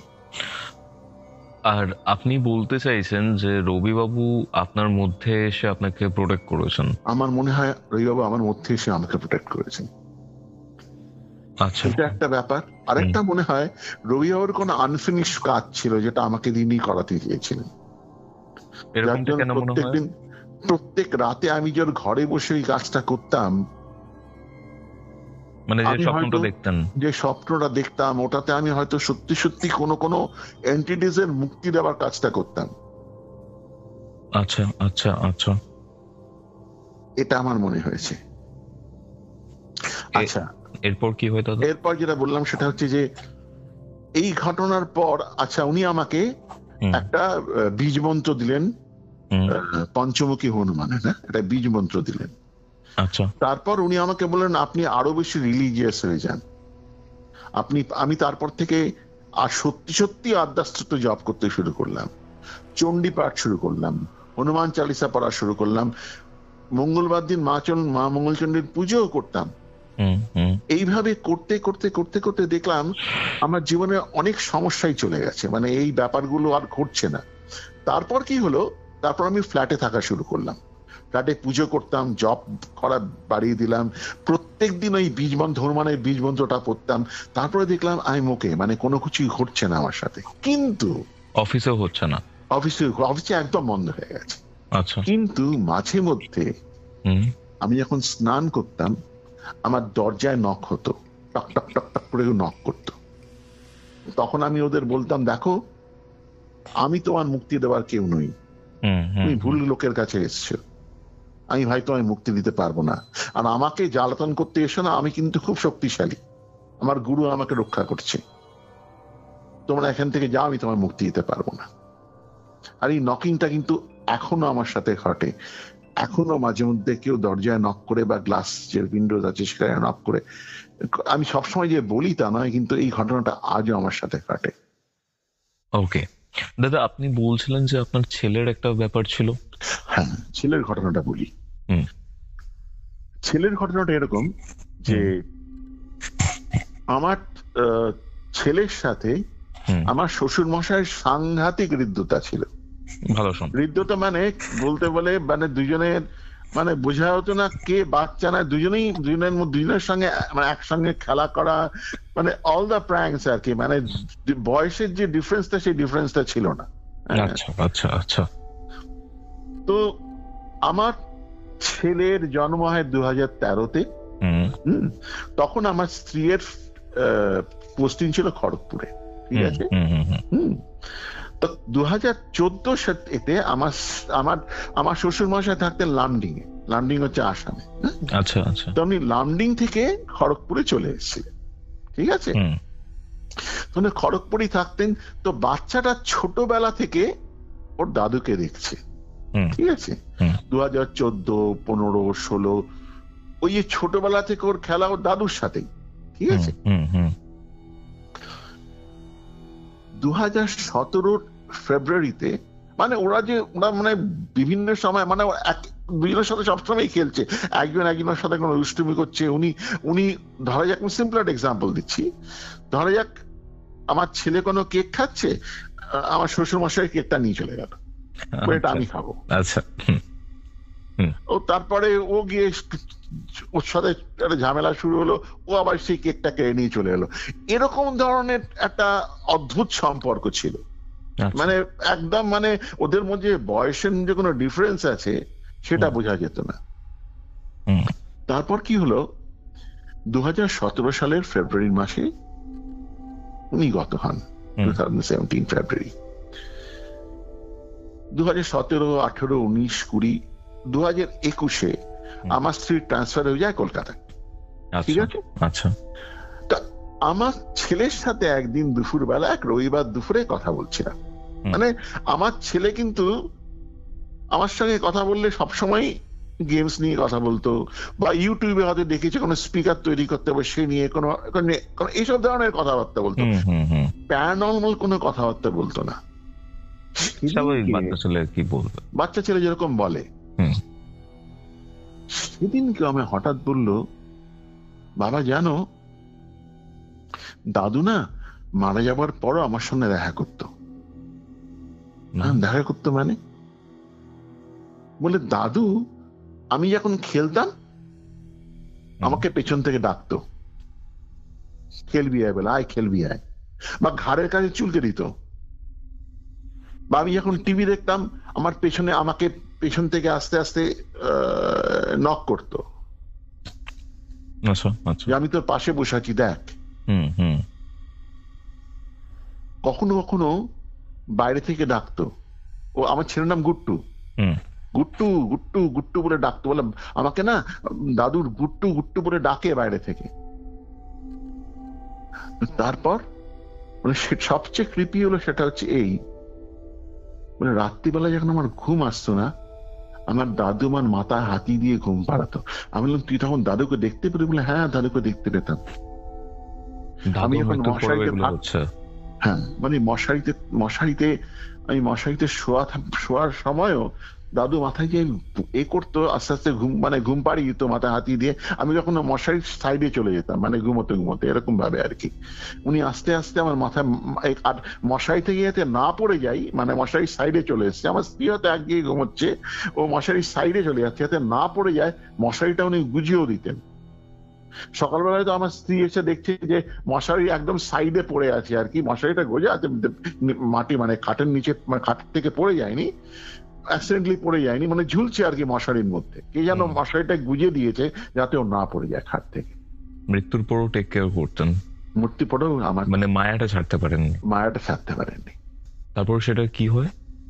তারপর খড়গপুরের থেকে যখন কলকাতায় চলে আসে, তারপর আর কোনো ঘটনা ঘটেনি, ওই খড়গপুরেই যা হওয়ার হয়েছিল, তারপর আর তো খড়গপুরে যায়নি, এই বাড়িতে, কলকাতার বাড়িতে সেই ঘটনা আর কখনো ঘটেনি। এটা মানে মানুষের জীবনে এমন অনেক কিছু হয় যার কোনো লজিক্যাল এক্সপ্লেনেশন তো পাওয়াই যায় না। সত্যিকার লজিক্যাল এক্সপ্লেনেশন পাওয়া যায় না। দাদা, আপনার যে ঘটনাটা আপনি বললেন, মানে আপনার গন্ধের যে ব্যাপারটা, মানে প্রেত মুক্তির যে ব্যাপারটা, আপনার সাথে পার্সোনালি যখন আমি কথাবার্তা বলেছি সেক্ষেত্রে আমি বুঝতে পেরেছি যে হয়তো আপনি স্কেপটিক ছিলেন, এগুলো বিশ্বাস করতেন না। এই ঘটনাগুলোর পর হয়তো এখন বিশ্বাস করেন, বা আপনার ছেলের ঘটনাটার পর আপনি বিশ্বাস করেন, কারণ দুটো আপনার খুবই কাছের। কিন্তু হয়তো এই প্যারানর্মাল জিনিসপত্র বলুন বা অতি প্রাকৃতিক জিনিসপত্র বলুন, সেটা আপনি এইগুলোর সাথে কোনো না কোনো ভাবে একটা রিলেটেড। আর আমি যতটা বুঝতে পারছি, আমি ভুল হতে পারি, এর আগেও লাইফে আপনি বাড়তি মেঘ এরকম টাইপের অভিজ্ঞতার সম্মুখীন হয়েছেন কিন্তু বিশ্বাস করেননি। একদম। তারপরে যখন এতটা বাড়াবাড়ি হয় তখন আপনি হয়তো বিশ্বাস করা শুরু করেন। আমি সেই প্রথমের দিকের ব্যাপারটা জানতে চাই যে কি হয়েছিল। আমার না, আমি যখন, তুমি একদম ঠিক কথা বলেছো গোস্তাম, আমি যখন আমার জীবনের যত প্যারানর্মাল অভিজ্ঞতা হয়েছে সেগুলো যখন আমি একবার ঠান্ডা মাথায় মানে ভাবি আর কি, আমার যেন মনে হয় I am destined to see all this things. আমার নিয়তি যেন আমাকে এই জিনিসগুলো দেখিয়েছে। আমি একটা সময় স্কেপটিক ছিলাম, সেখান থেকে নিয়তি দেখিয়ে দেখ there is another world existing, অন্য একটা জগৎ আছে, তোকে দেখাচ্ছি, তুই দেখ। ব্যাপারটা সেরকম ঘটেছে। আমি এই যে বিভীষিকার মধ্যে দিয়ে গেছি, এটা আমার নিয়তি।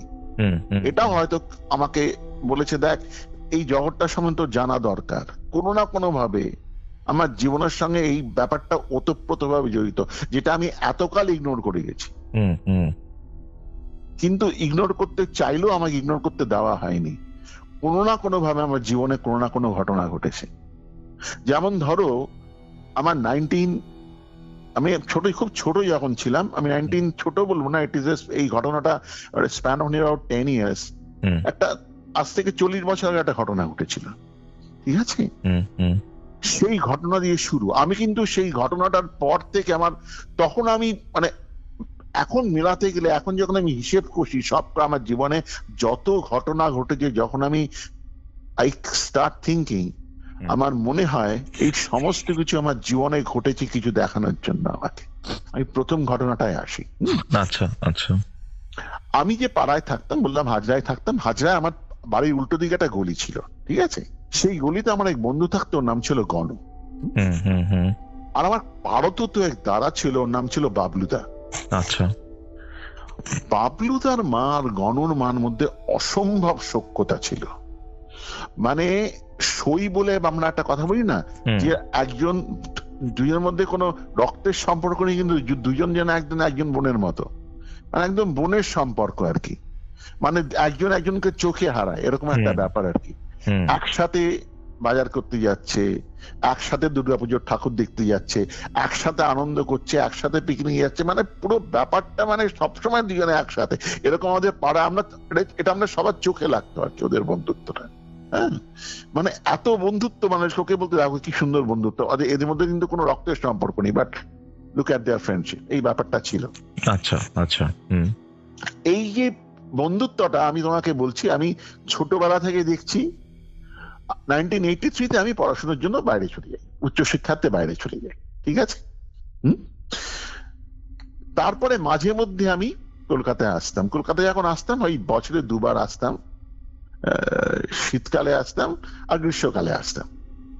আর তখন পাড়ায় আমি খুব একটা মিশতাম না। আমি তখন এলে আমার কলেজের বন্ধু আছে হরিশমুখে যে ওঠে, তার সঙ্গে দেখা করতে যেতাম, পাড়ায় মিশতাম খুব কম। 1987 হবে, 1987 বা 80, এটা আমার ঠিক মনে করছে না, ওই সময়কার ঘটনা।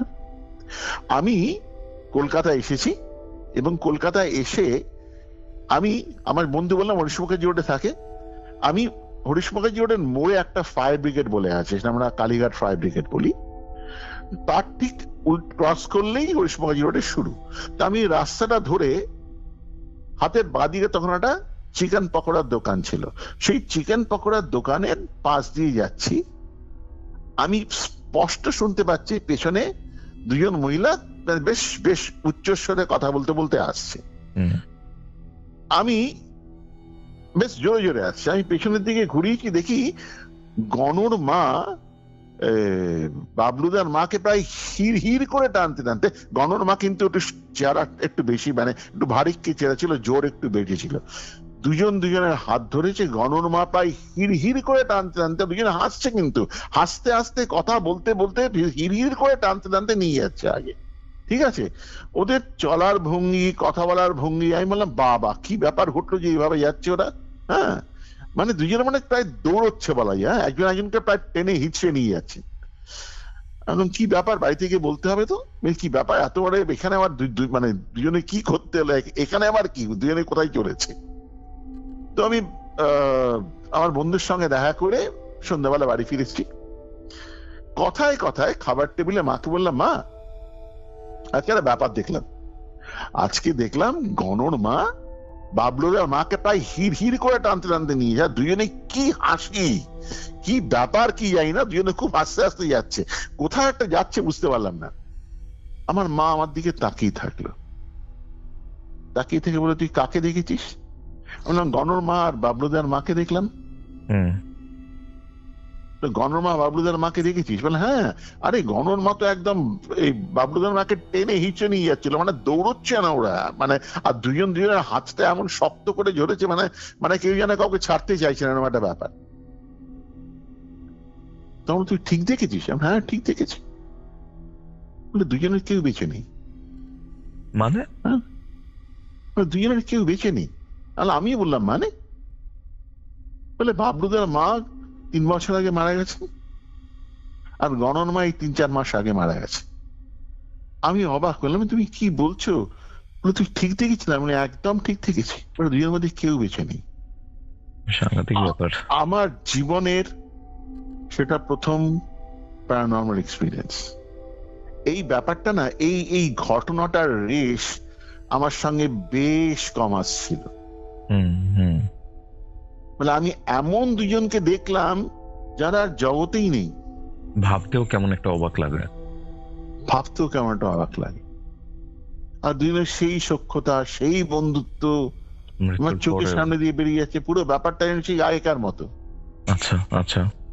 এইরকম আরো দুটো ঘটনা আছে যেটা ঠিক এইরকমই, মানে আমার বললাম না, I am destined to see this, আমার মনে হচ্ছে এটা আমার ডেস্টিনি, মানে আমাকে যেন ভগবান বলেছে এটা তোকে দেখতে হবে। ঠিক আছে, এবার দ্বিতীয় ঘটনাটায় আসি, তাহলে তুমি বুঝতে পারবে কেন আমি কথাটা বলছি। দ্বিতীয় ঘটনাটা আরো বেশি করে তুমি বোঝাবে। হরিশ মুখার্জি রোডে আমার বন্ধুর কথা বললাম। হরিশ মুখার্জি রোডে এই কলেজ, আমার যে বন্ধুর কথা বলছি সে আমার কলেজের বন্ধু। আমরা যখন কলেজে ঢুকি, হি ওয়াজ মাই ফার্স্ট ফ্রেন্ড। ও আমার ফার্স্ট ফ্রেন্ড থেকে আমার সবচেয়ে নিকট বন্ধু হয়ে যায়, আজও he is my best friend. ঠিক আছে, তো ওর বাড়িতে আমার যাতায়াত ছিল, মানে ওর বন্ধু বলে না যেন আমি যেন ওর একজন ভাই আর কি। আমার ওর মা বাবা আমাকে এতখানি স্নেহ করতো আর কি। ওদের বাড়িতে থাকা, বাড়িতে দুপুরবেলা খাওয়া, একসাথে বেরোনো, এমনকি ওদের একটা বাড়িতে পুজো হতো, সেই পুজোতে আমি যেতাম, মানে ব্যাপারটা এরকম ছিল আর কি। I became almost there family friend. হ্যাঁ, আমি তো তারপরেই বললাম যে আমি কলকাতার বাইরে চলে যাই। হ্যাঁ, মাঝে মধ্যে কলকাতার বাইরে পড়তে চলে যাই। হ্যাঁ, তো মাঝে মধ্যে দেখা হলে ওনার বাড়িতে যেতাম, ওনাকে প্রণাম করতাম, কথা হতো। উনি জিজ্ঞেস করতেন কেমন আছিস, কি করছিস, কি পড়ছিস। তো কলকাতা এলে ওনার সাথে দেখা তো আমি করবোই। হ্যাঁ, এরকম একটা ব্যাপার ছিল। তো নীলও কলকাতার বাইরে, মানে আমার বন্ধুও কলকাতার বাইরে চলে যায়। বন্ধুর নামটা করে ফেললাম এখানে। বন্ধুও কলকাতার বাইরে চলে যায়, ঠিক আছে, চাকরির সুবাদে। 2022 সালে আমার বন্ধুর মা খুব অসুস্থ হয়ে পড়ে আর কি। আচ্ছা আচ্ছা। তো তখন আমার বন্ধু কলকাতায় চলে আসে। 2022 সালের সেপ্টেম্বর মাসে আমার বন্ধুর মা দেহ রাখেন আর কি, মারা যান। এবার 2023 সাল, ঠিক আছে, 2023 মাসটা খুব সম্ভবত এপ্রিল। আমাদের ডানকুনিতে একটা ফ্যাক্টরি আছে, ফ্যাক্টরি থেকে আমি রাত্রির বেলা ফিরছি আর কি, মানে কাজ ছেড়ে অনেক রাত হয়ে গেছে, 12:30 1টা বেজে গেছে। আমি বলেছিলাম রাজবাড়ির ফ্ল্যাটে আমি যখন রাজবাড়ির ফ্ল্যাটে থাকি তখন আমি একাই থাকি আর কি, আমার স্ত্রী কোয়ার্টারে থাকে। তো আমি ফিরছি, তো রাতটা এত বেশি হয়ে গেছে। আমার দিদি বিয়ে যাওয়ার পর হরিশ মুখার্জি রোডে থাকতো, আমার দিদি হরিশ মুখার্জি রোডে থাকে। তো আমি দিদিকে ফোন করেছিলাম, দেখ রাত হয়ে গেলে আমি তোর বাড়িতে আসবো, ঠিক আছে। এবার আমি একটা ব্যাপারে বলছি, আমাকে যে গাড়িটা ড্রপ করে দেয় সেই গাড়িটা মুক্তদল বলে একটা জায়গা আছে, হরিশ মুখার্জি সবাই জানে, মুক্তদলের মোড় বলে। গাড়িটা আমাকে মুক্তদলের মোড়ে নেমে বাদিক দিয়ে পদ্মপুকুরে চলে যায়। এইবার আমি হরিশ মুখার্জি রোডের ডান দিকের ফুটপাথ ধরে আমার দিদির বাড়ির দিকে যাচ্ছি। এবার আমি বন্ধুর বাড়িটা একটু বলি। আমার বন্ধুর বাড়িটা কোথায় ছিল? একটা 3তলা বাড়ি ছিল। 3তলা বাড়ির 1তলায় ওরা থাকতো, ওটার উল্টো দিকে আরেকটা বাড়ি ছিল, ঠিক আছে। এবার দুটো বাড়ির মাঝখানে একটা প্যাসেজ ছিল, আর অদ্ভুত ভাবে ওই প্যাসেজটাকে বন্ধ করার জন্য একটা গেট ছিল। তোমার বন্ধুর বাড়ি যেতে গেলে সেই গেটটা খুলে ঢুকে তারপরে 1তলার বাড়িতে ঢুকতে হতো। ব্যাপারটা ছিল এরকম। তো আমি ওই হরিশ মুখার্জি রোডের রাস্তা ফুটপাথ ধরে আসছি, আস্তে আস্তে আমি দেখতে পাচ্ছি একটু পরেই আমি জানি ডান দিকে আমার বন্ধুর বাড়ির গেটটা আসবে। আমি দেখতে পেলাম আমার বন্ধুর মা সাদা কাপড় পরে হেঁটে আসছে। আচ্ছা আচ্ছা। সাদা কাপড় পরে হেঁটে এলো, এসে দরজাটা খুলে ভেতরে ঢুকে গেল। এবং আমি উনাকে আমি দেখেছি 3 হাতের মধ্যে, 3 বা 4 হাত, ম্যাক্সিমাম 4 ফিট হবে, 4 ফিটে। আচ্ছা তখন কিন্তু অনেক রাত ছিল, এটা মানে রাস্তা একদম নিস্তব্ধ ছিল, টু বি ভেরি ফ্র্যাঙ্ক। গাড়ি ঘোড়া চলছিল রাস্তায়, কিন্তু ফুটপাতে কেউ ছিল না, ফুটপাতে লোক শুয়ে থাকে না, কেউ ছিল না। ওকে ওকে। আমার 4 হাতের মধ্যে আমি দেখলাম উনাকে হেঁটে এসে গেটটা খুলে ঢুকে। আমি প্রথমে একদম ফ্রিজ হয়ে গেলাম, মানে দাঁড়িয়ে গেলাম ওখানে, আমি নিজের চোখকে বিশ্বাস করতে পারছি। তারপরে আস্তে আস্তে এগিয়ে গিয়ে দেখি তো গেটটার মধ্যে খুলে দেখি, আমি যখন গেটের কাছে পৌঁছলাম দেখলাম ভেতরে কেউ নেই, নোবডি ইজ দেয়ার। অত কম সময়ের মধ্যে কেউ বাড়ির মধ্যে ঢুকে যেতে পারে না, আর বাড়ির দরজা বন্ধ, দরজাটা কি নক করবে? এই যে ঘটনাটা তোমাকে বললাম না, এটা আমার বন্ধুকে বলেছি আর আজকে কিউরিফাই জানলো, আর এর আগে কেউ জানতো না ঘটনা, কাউকে আমি ঘটনাটা বলিনি। এটা আমার মহিষের নিয়তি, উনি আমাকে দেখা দিয়ে গেছেন। আমার জীবনে যেন এই ঘটনাগুলো ঘটবে দেখার জন্যই এই ঘটনাটা ঘটেছে, আর কেউ দেখেনি, আমি দেখেছি। মৃত মানুষের সাথে একটা সংযোগ আছে আপনার? মৃত মানুষের সাথে আমার একটা ব্যাপার আছে, I don't know but it happens. আপনার বয়স? আমার বয়স মোটামুটি 58। এত মানুষ আপনার কাছ থেকে মুক্তি চাইছে, আপনি যেটা ফিল করছেন, ঠিক আছে, আপনিও তো টোটাল প্রসেসটাও জানেন না, কোনো একটা ভাবে জেনে গেছেন। একদম, এই পুরোটাই তো নিয়তি। একদম একদম একেবারে। তৃতীয় ঘটনাটা কি? তৃতীয় ঘটনাটা আরো স্পেসিফিকলি তোমায় বলে দেবে যে আমি যেন এদের সঙ্গে কন্ট্যাক্ট করার জন্যই জন্মেছি। হ্যাঁ, এই দ্বিতীয় ঘটনাটা অন্যরকম। আমাদের অফিস হচ্ছে নিউ-আলিপুরে, যেখানে আমাদের অফিসটা, সে অফিসটা সম্বন্ধে তোমায় একটু বলি। নিউ-আলিপুরে আমাদের অফিস 4 তলার একটা বিল্ডিং আছে, তার 1 তলায় আমাদের অফিস।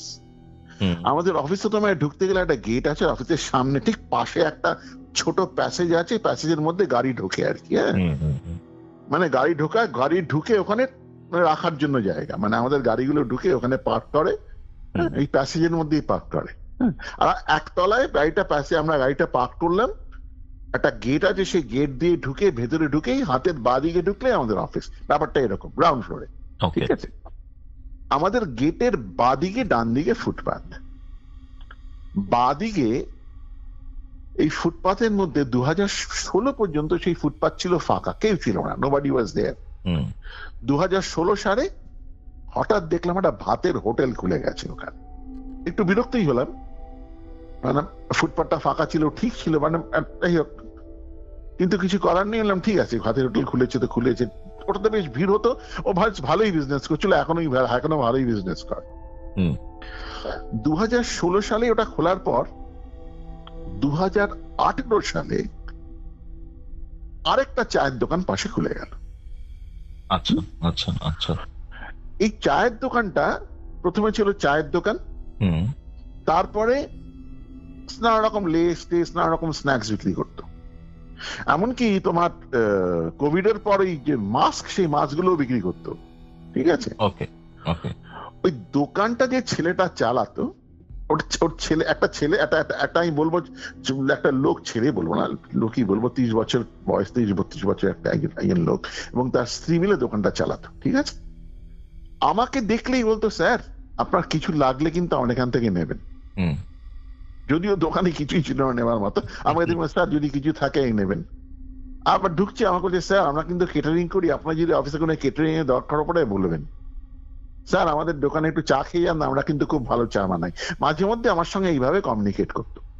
2022 সালের জানুয়ারি মাস থেকে দেখলাম দোকানটা পুরো বন্ধ হয়ে গেছে। দোকানটা বন্ধ। আমি আর কাউকে জিজ্ঞেস করিনি সেভাবে কেন দোকানটা বন্ধ হয়েছে, কি হয়েছে। 2023 ডিসেম্বর মাসে, হ্যাঁ, আমি অফিস থেকে বেরোচ্ছি। তখন আমি কখনো অফিস থেকে 8:30 9টা নাগাদ বেরোই, 9টার সময় বেরোচ্ছি। আর আমাদের অফিস থেকে রাত্রিবেলা বেরোই না, আমাদের পাশের যে ফুটপাথটা, ওখানে কোনো লাইট নেই, একটু অন্ধকার থাকে, আলো অন্ধকার থাকে, মানে অন্ধকারই বলতে পারো। আমাকে হঠাৎ আমি একটা গলা শুনতে বললাম, স্যার চিনতে পাচ্ছেন? আমি বাদিকে তাকালাম, কে? দেখলাম ওই দোকানের লোকটা, চায়ের দোকানের লোকটা আমাকে বলছে। আমি বলি, হ্যাঁ চিনতে পারছি, তোমার কি হয়েছে, কি ব্যাপার, দোকান বন্ধ? বলে, স্যার আর বলবেন না, খুব দুর্গতি চলছে, খুব সমস্যা আছি স্যার। আমি স্যার আপনার সঙ্গে আমার খুব জরুরি কথা আছে। বললাম, ঠিক আছে কথা হবে, হ্যাঁ এখন একটু কাজ আছে, আমি বেরোচ্ছি, পরে তোমার সঙ্গে কথা বলবো। ঠিক আছে বলে আমি বেরিয়ে গেলাম। আমার অফিসে কিছু চাপ ছিল, আই ওয়াজ ডিস্টার্ব, আমি ওর সঙ্গে বেশি কথা বাড়ালাম না। 4-5 দিন পর আবার রাত্রিবেলা ফিরছি, আমি বলছি, স্যার আবার দেখি ঠিক একই জায়গায় লোকটা দাঁড়িয়ে আছে। আমি বলছি, স্যার আমি খুব বিপদে পড়েছি স্যার, আপনি জানেন আমার না দোকানটা কেন বন্ধ হয়েছে জানেন? আমার গ্যাসের সিলিন্ডারটা না চুরি হয়ে গেল, তারপর স্যার আমার দোকানটা বন্ধ হয়ে গেছে। স্যার আমার একটা কাজ দেবেন স্যার, আমি যে কোনো কাজ করতে রাজি আছি। আমি ভাবলাম যে আমাদের অফিসে তখন একটা লোককে আমরা খুঁজে চাই, মানে চাপড়াছি টাইপের একজন লোককে আমরা চাইছি আর কি, যে চাটা দেবে, মানে ঘরটর মুছে দেবে, ঘরটর ওটা লোকের দরকার তখন আমাদের পড়েছিল। আমরা তখন ভাবলাম, আমি তখন বললাম, ঠিক আছে তুমি আমার সঙ্গে পরে যোগাযোগ করো, একটা বোধহয় ওপেনিং আছে আমাদের অফিসে। হ্যাঁ, তারপরে আমি বলে আমি বেরিয়ে এলাম। তখন একটা খচখচ করলো, লোকটা এ চলে গ্যাস, মানে কি হলো লোকটার, এইভাবে কি কি এমন ঘটনা ঘটলো যে সমস্ত কিছু বন্ধ হয়ে গেল। আমি ভাবলাম লোকটাকে দেখা যাক, লোকটাকে কাজ দিয়ে একটু দেখা যাক, লোকটা যদি সত্যি সত্যি কাজ করে। তো লোকটা কোথায় থাকে এই ব্যাপারটা জানার জন্য ওর দোকানের পাশের যে দোকানটা আছে সেখানে গিয়ে জিজ্ঞেস করলাম। বলে, বলো আপনার, আমি বললাম বলুন তো কোথায় থাকে, এখন কোন জায়গায় আছে, মানে কোথাও ঠিকানাটা করতে সঙ্গে যোগাযোগ করতে চাই। তখন পাশের দোকানের লোকটা বললো, কেন স্যার, কেন, কি ব্যাপারটা কি? আমি তখন বললাম যে না, আমার সঙ্গে এই তো কদিন আগে যোগাযোগ করলো, নাকি খুব ওর অবস্থা নাকি খুব খারাপ, ওর একটা চাকরির খুব দরকার। তখন বললো, কে আপনার সাথে যোগাযোগ করেছে? আমি লোকটার কথা বললাম। বলে, স্যার ও তো 6 মাস হলো গলায় দড়ি দিয়ে মারা গেছে। কি বলছো? আমাকে সেই কদিনে দেখা হলো। বললাম, আমার চাকরি, আমার অবস্থা খুব, আমার গ্যাস। বলে, আর সত্যি কথা বলেছে আপনাকে, ওর গ্যাসের সিলিন্ডার সত্যি সত্যি চুরি হয়ে যাওয়ার পর দোকানটা বন্ধ হয়ে যায়। তারপরে খুব আর্থিক দুর্গতির মধ্যে পড়েছিল, এই জন্য আত্মহত্যা করে। সেই জন্য আর পরের দিকে আর সামলাতে পারেনি স্যার, আত্মহত্যা করেছে।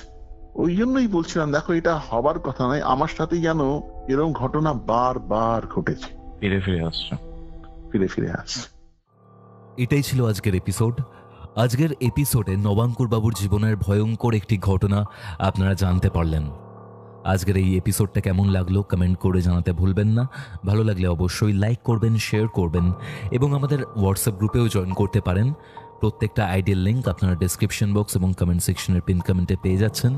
কিউরিওফাইড চ্যানেলে নতুন হলে আর এরকম হরর পডকাস্ট শুনতে ভালোবাসলে অবশ্যই সাবস্ক্রাইব করে রাখুন এই চ্যানেলটি। তাহলে চলুন, দেখা হচ্ছে রবিবার দিন দুপুর 3টের সময়। ততক্ষণ অবধি কিউরিওফাইটের এরকম আরও দুটো হরর পডকাস্ট শুনতে আপনার মোবাইল স্ক্রিনে আসা ডান দিকের অথবা বাদিকের বক্সে ক্লিক করুন